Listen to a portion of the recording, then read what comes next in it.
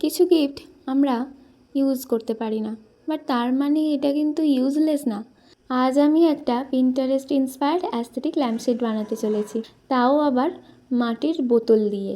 এই ওয়াটার বোতলটা আমি গিফটে পেয়েছিলাম, বাট অনেস্টলি ইউজ করতে পারছিলাম না। ভিতর থেকে মাটি বেরোতো।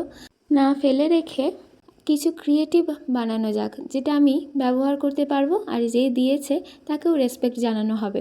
বোতলের উপরে অলরেডি ফেব্রিক পেন্ট করা ছিল, তাই আমি এই সারফেসটা স্মুথ আর রাফ করতে স্যান্ডিং স্টার্ট করলাম। সত্যি বলতে এটা করতে অনেকটা সময় লাগলো, বাট আস্তে আস্তে বোতলটা একদম ক্লিন আর স্মুথ হয়ে গেল। বাট এটা প্রসেসটা খুবই মেসি ছিল, প্রচণ্ড ধুলো চারদিক ভর্তি হয়ে গেছে। আমাকে এগুলো এখন ক্লিন করতে হবে।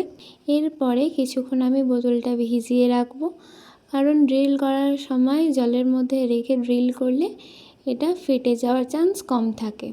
এবার লাইটটা সেট করার জন্য একটা হোল করতে হবে, তার জন্য কেয়ারফুলি ড্রিল করছি। বাড়িতে একটা হ্যান্ড ড্রিল মেশিন ছিল, তো ওটা দিয়েই আমি আজকে একটা হোল বানাবো।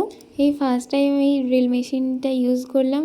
সত্যি বলতে প্রচণ্ড নার্ভাস লাগছিল যে বোতলটা যাতে না ভেঙে যায়, বাট লাকিলি একদম কিছু হয়নি। এটাতে আমার এখন খুব ভালোভাবেই লাইটটা আমি সেট করতে পারবো।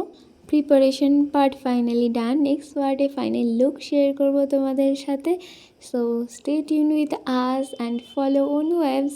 দেখা হচ্ছে নেক্সট ভিডিওতে। টিল দেন টাটা সবাইকে।